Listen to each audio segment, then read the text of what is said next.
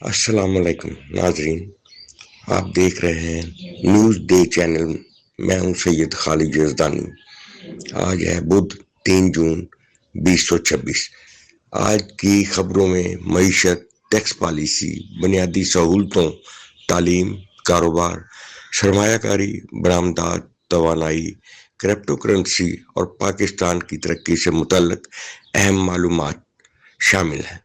یہ خبریں عام شہریوں، طالب علموں، سرمایہ کاروں، کاروباری افراد اور اوورسیز پاکستانیوں کے لیے اس لیے اہم ہیں کہ ان سے روزمرہ اخراجات، تعلیمی مواقع، سفری سہولتوں، سرمایہ کاری، حکومتی پالیسیوں اور پاکستان کی معاشی سمت کو سمجھنے میں مدد ملتی ہے۔ وفاقی حکومت کی جائیدادوں کے بہترین انتظام کے لیے اتھارٹی کی سفارش۔ قومی اسمبلی کی قائمہ کمیٹی کابینہ سیکریٹریٹ نے وفاقی حکومت کی جائیدادوں کے انتظام کے لیے نئی اتھارٹی قائم کرنے کی سفارش کی ہے۔ کمیٹی نے سرکاری املاک کے شفاف اور بہتر استعمال پر زور دیا ہے تاکہ معاشی فوائد حاصل کیے جا سکیں۔ مجوزہ اتھارٹی وفاقی جائیدادوں کو سنبھالنے اور لیز پر دینے جیسے امور دیکھے گی۔ اب بڑھتے ہیں عالمی اقتصادی سرگرمی سے متعلق ایک اہم خبر کی طرف۔ روس کے اہم شہر سینٹ پیٹرز برگ انٹرنیشنل اکنامک فورم میں پاکستانی وفد کی شرکت۔ جی ہاں، روس کے شہر سینٹ پیٹرز برگ میں 3 جون سے انٹرنیشنل اکنامک فورم میں 3 جون سے 130 ممالک کے نمائندے شریک ہوں گے۔ پاکستان کا اعلیٰ سطحی وفد وفاقی وزیر توانائی علی پرویز ملک کی قیادت میں شریک ہو رہا ہے۔ کانفرنس میں توانائی، تجارت، سرمایہ کاری، مصنوعی ذہانت، صنعت اور عالمی اقتصادی تعاون پر گفتگو ہوگی۔ اوورسیز پاکستانیوں کے لیے اب ایک اہم مالیاتی سہولت کی خبر۔ نیا پاکستان سرٹیفکیٹس سعودی ریال اور UAE درہم میں بھی دستیاب۔ اسٹیٹ بینک آف پاکستان کے مطابق نیا پاکستان سرٹیفکیٹس اب سعودی ریال اور متحدہ عرب امارات کے درہم میں بھی جاری کیے جائیں گے۔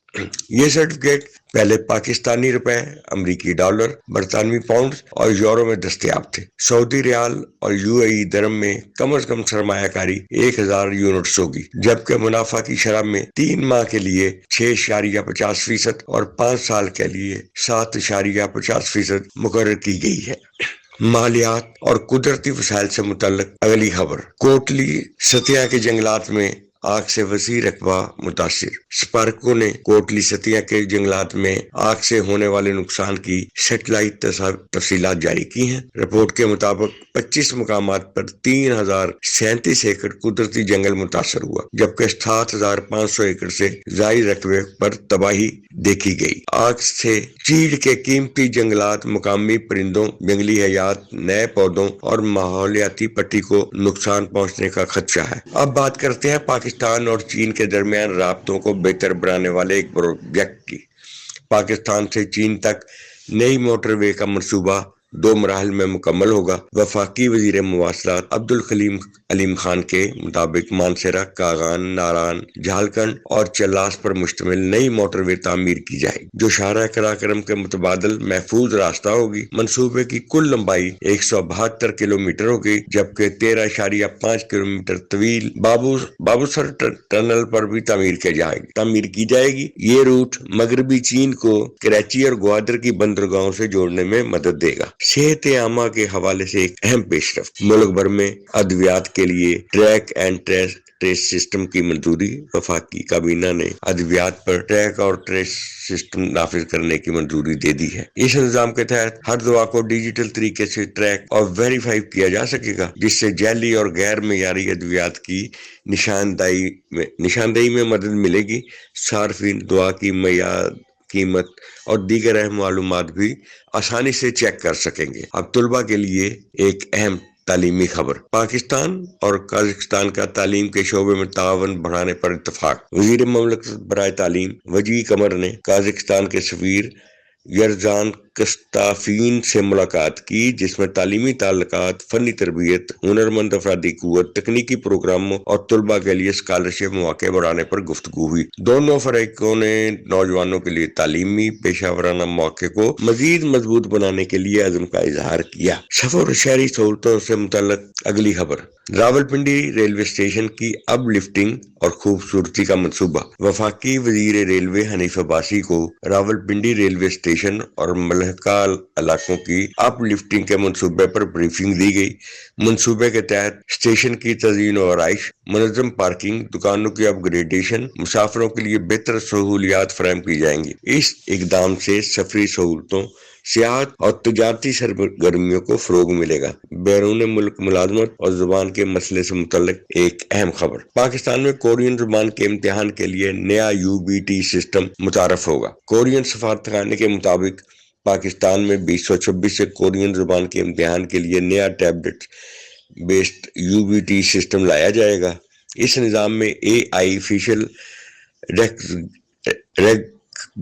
ریکگنیشن اور ریئل ٹائم مانیٹرنگ شامل ہوگی، جس سے امتحانات زیادہ شفاف، محفوظ، قابل رسائی ہوں گے۔ دور دراز علاقوں کے امیدواروں کے سفر اور اخراجات بھی کم ہوں گے۔ نوجوانوں کی ڈیجیٹل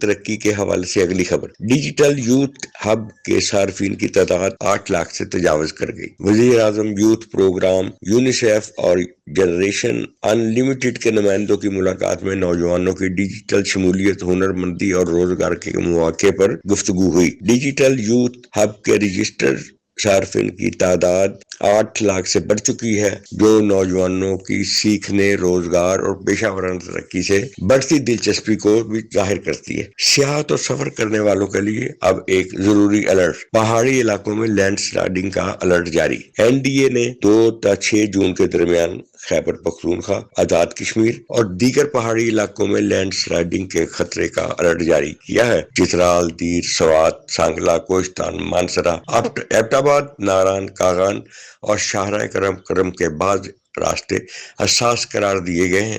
سیاحوں کو سفر سے پہلے موسم اور سڑکوں کی صورتحال چیک کرنے کی ہدایت کی گئی ہے۔ اب معیشت، غذا اور ٹیکس پالیسی سے متعلق ایک اہم خبر، غذائیت اور معیشت کے لیے متوازن ٹیکس پالیسی پر زور۔ وفاقی وزیر رانا تنویر حسین نے کہا ہے کہ ٹیکس نظام کو آسان اور شفاف بنانے کے لیے اصلاحات جاری ہیں۔ مشروبات اور جوس مصنوعات پر فیڈرل ایکسائز ڈیوٹی سے متعلق مشاورت میں غذائیت، شکر کی مقدار، فوڈ سیفٹی، کسانوں، جوس انڈسٹری اور دیہی معیشت کو مد نظر رکھنے پر زور دیا گیا ہے۔ وفاقی وزیر کے مطابق متوازن ٹیکس اصلاحات سے صحت عامہ، زراعت اور معیشت کو فائدہ ہو سکتا ہے۔ سرکاری ادائیگیوں سے متعلق اگلی اطلاع، مالیاتی سال 2025-26 کے کلیم جمع کرانے کی آخری تاریخ مقرر۔ AGPR نے مالی سال 2025-26 کی ادائیگیوں کے کلیم جمع کرانے کی آخری تاریخ 12 جون مقرر کر دی ہے۔ تمام ڈرائنگ اینڈ ڈسبرسنگ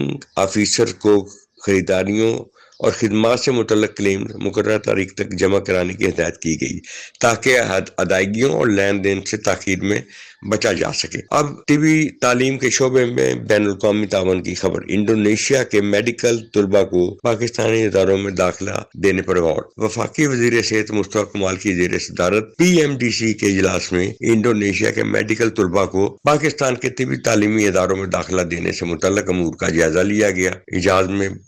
اجلاس میں بتایا گیا کہ تقریباً 200 انڈونیشین میڈیکل اور ڈینٹل طلباء کو پاکستان کے معیاری اداروں میں میرٹ اور شفافیت کی بنیاد پر تعلیم و تربیت کے مواقع فراہم کیے جائیں گے، جبکہ اخراجات انڈونیشیا کی حکومت برداشت کرے گی۔ تجارت، سرمایہ کاری اور تعلیم کے شعبوں کو مزید وسعت دینے پر زور۔ نائب وزیر اعظم و وزیر خارجہ اسحاق ڈار سے بیلجیم میں پاکستان کے سفیر رحیم حیات قریشی نے ملاقات میں یورپی یونین کے ساتھ تجارت، سرمایہ کاری، تعلیم اور عوامی سطح پر روابط جیسے شعبوں میں تعاون کو مزید بڑھانے پر بات ہوئی۔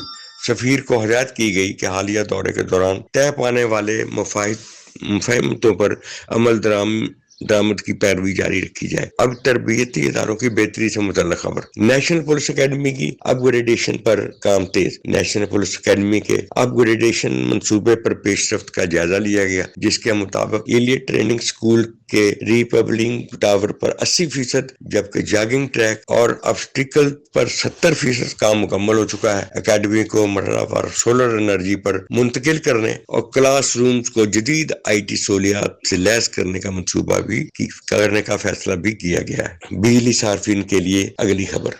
بجلی کی قیمت میں ممکنہ اضافے کی درخواست پر فیصلہ محفوظ۔ نیپرا نے ماہانہ ایڈجسٹمنٹ کی مد میں کراچی سمیت ملک بھر کے لیے بجلی ₹1.73 فی یونٹ مہنگی کرنے کی درخواست پر فیصلہ محفوظ کر لیا۔ درخواست CPPA کی جانب سے اپریل کی ماہانہ ایڈجسٹمنٹ کے تحت دی گئی تھی، جس کا فیصلہ بعد میں جاری کیا جائے گا۔ اب وفاقی بجٹ کے شیڈول سے متعلق اپ ڈیٹ۔ وفاقی بجٹ 5 جون کو پیش نہیں کیا جائے گا۔ وفاقی بجٹ 5 جون کو پیش نہیں کیا جائے گا، جبکہ قومی اقتصادی کونسل کا 3 جون کو ہونے والا اجلاس بھی ملتوی کر دیا گیا ہے۔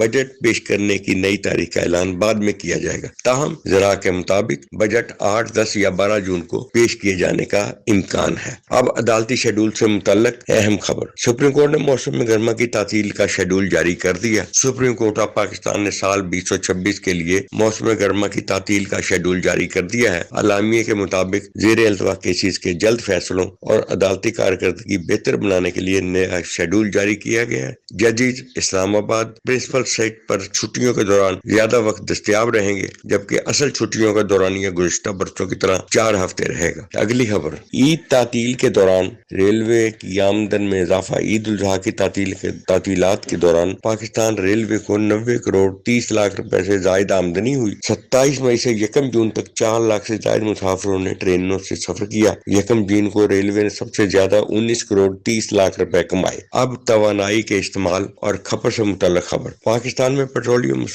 مصنوعات کی کھپت میں 23% اضافہ۔ پاکستان میں مئی 2026 کے دوران پیٹرولیم مصنوعات کی فروخت میں سالانہ بنیادوں پر 23% اور ماہانہ بنیادوں پر 14% کمی ریکارڈ کی گئی۔ مئی میں 11,72,000 ٹن پیٹرولیم مصنوعات فروخت ہوئی۔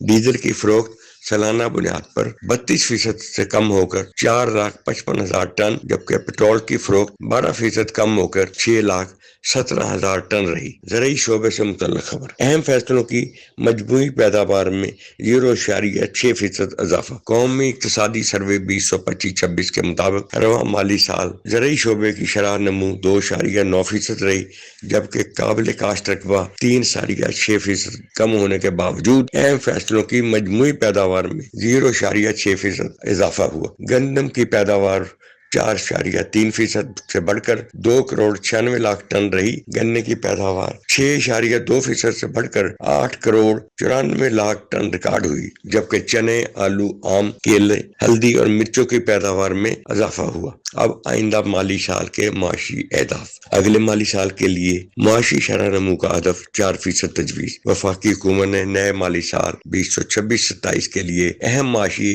اہداف مقرر کیے ہیں۔ اگلے سال معاشی شرح نمو کا ہدف 4% تجویز کیا گیا ہے، جبکہ زراعت کے لیے 3.8%، صنعت کے لیے 4% اور سروسز کے لیے 4.2% ہدف مقرر کیا گیا ہے۔ قومی ترقیاتی آؤٹ لے 4,715 ارب روپے منظور کیا گیا، جس میں وفاقی اور صوبائی ترقیاتی اخراجات شامل ہیں۔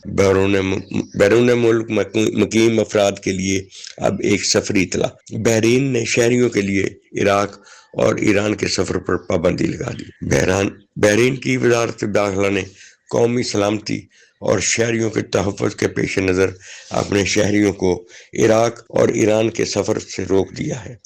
حکام کے مطابق کشیدہ سیکیورٹی صورتحال کے باعث یہ فیصلہ کیا گیا ہے، اس لیے بیرون ملک مقیم افراد کو سفر سے پہلے سرکاری ہدایات ضرور چیک کرنی چاہیے۔ ابوظہبی میں رہائش اور کرایوں سے متعلق اہم خبر۔ ابوظہبی میں گھروں اور کمرشل مقامات کے کرایوں میں اضافے پر عارضی پابندی۔ ابوظہبی میں گھروں اور کمرشل مقامات کے کرایوں میں اضافے پر عارضی پابندی عائد کر دی گئی ہے۔ خلیجی میڈیا کے مطابق نئے اور تجدید شدہ معاہدوں پر بھی کرایہ نہیں بڑھایا جا سکے گا، جبکہ موجودہ کرائے سے زیادہ رقم وصول کرنے کی اجازت نہیں ہوگی۔ یہ فیصلہ فوری طور پر نافذ عمل ہے اور تا حکم ثانی برقرار رہے گا۔ اب بجٹ میں روزمرہ اشیاء سے متعلق تجاویز کی خبر۔ بجٹ میں روزمرہ اشیاء اور پیٹرولیم لیوی سے متعلق نئی تجاویز۔ نئے وفاقی بجٹ میں بچوں کے فارمولہ دودھ، گھی، کوکنگ آئل، چائے، چینی، خشک دودھ اور دیگر اشیاء خورد و نوش کو سیل ٹیکس سے تیسرے شیڈول میں شامل کیے جانے کا امکان ہے۔ ذرائع کے مطابق پیٹرولیم مصنوعات پر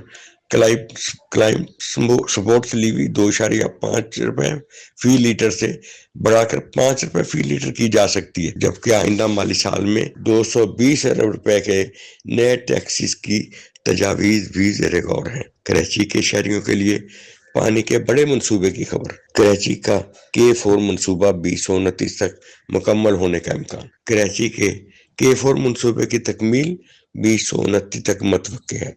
واٹر کارپوریشن حکام کے مطابق منصوبے میں مزید 2.5 سال لگ۔ یہ منصوبہ 12 سال قبل 25 ارب روپے میں مکمل ہونا تھا، تاہم اب اس کی لاگت 200 ارب روپے سے زائد ہو چکی ہے۔ ڈیجیٹل اثاثوں کرپٹو ٹریڈنگ سے متعلق اگلی خبر۔ کرپٹو کرنسی کے لین دین پر 30% تک کیپٹل گین ٹیکس کا امکان۔ نئے بجٹ میں کرپٹو ٹرانزیکشن کو ٹیکس نیٹ میں لانے کے لیے کرپٹو ٹریڈنگ سے حاصل منافع پر 10 سے 30% تک کیپٹل گین ٹیکس عائد کیے جانے کا امکان ہے۔ ذرائع کے مطابق پاکستان میں تقریباً 90 لاکھ کرپٹو کرنسی استعمال کرتے ہیں۔ 90 لاکھ افراد کرپٹو کرنسی استعمال کرتے ہیں، جبکہ حکومت کو ایک شعبے سے اضافی ریونیو حاصل ہونے کی توقع ہے۔ صنعتی شعبے ٹیکس قانون سے متعلق اگلی خبر۔ پولٹری فیڈ مل سے 4% اضافی ٹیکس کی وصولی غیر قانونی قرار۔ وفاقی آئینی عدالت نے پولٹری فیڈ مل سے 4% اضافی ٹیکس کی وصولی غیر قانونی قرار دے دی۔ ٹیکس نے قرار دیا کہ پولٹری فارمز کو قانون کے مطابق ٹیکس سے استثناء حاصل ہے، اس لیے رجسٹریشن کی قانونی پابندی نہ ہونے پر پولٹری فارم اور فیڈ ملز کو سزا نہیں دی جا سکتی۔ اب سابق قبائلی علاقوں کے لیے ٹیکس رعایتوں سے متعلق خبر۔ سابق قبائلی علاقوں کے لیے ٹیکس استثناء ختم ہونے کا امکان۔ نئے مالی سال 2026-27 کے وفاقی ٹیکس میں سابق قبائلی علاقوں کے لیے ٹیکس استثناء ختم کیے جانے کا امکان ہے۔ ذرائع کے مطابق 30 جون 26 کے بعد فاٹا اور پاٹا کے لیے income tax withholding tax استثناء ختم ہو سکتا ہے، جبکہ ٹیکس رعایتیں کم کرنے کے لیے تقریباً 40 ارب روپے حاصل ہونے کا امکان ہے۔ آخر میں عید الاضحیٰ کے بعد چمڑے کی صنعت اور معاشی سرگرمی سے متعلق اہم خبر۔ قربانی کے جانوروں کی کھالوں سے 8.7 ارب روپے کی معاشی سرگرمی متوقع۔ پاکستان میں عید الاضحیٰ پر قربانی کے 75 لاکھ جانوروں کی کھالوں سے 8.7 ارب روپے کی معاشی سرگرمی متوقع ہے۔ رپورٹ کے مطابق اس سال 28 لاکھ گائیں بیلوں، 43 لاکھ بکروں، 5 لاکھ بھیڑوں، 30,000 اونٹوں کی کھالیں حاصل ہونے کا امکان ہے۔ پاکستانی چمڑے سے تیار مصنوعات اور جوتوں کی برآمدات 694.20 ملین ڈالر تک پہنچ چکی ہے۔ یہ تھی آج کی منتخب، محفوظ، مختصر اور معلوماتی خبریں جن کا تعلق عوامی دلچسپی، معیشت، کاروبار، تعلیم، ٹیکس پالیسی، سفر، سرمایہ کاری اور پاکستان کی ترقی سے ہے۔ اگر آپ کو ہماری خبروں کا انتخاب، انداز بیان اور معلوماتی مفید لگا ہو تو براہ کرم ہمارے چینل نیوز ڈے چینل کو سبسکرائب کریں، بیل آئیکن دبائیں اور آل اسٹار پر کلک کر دیں تاکہ جب بھی نئی ویڈیو اپلوڈ ہو کوئی اہم خبر آپ تک پہنچنے سے رہ نہ جائے۔ میں ہوں سید خالد یزدانی، اجازت دیجیے، اللہ حافظ۔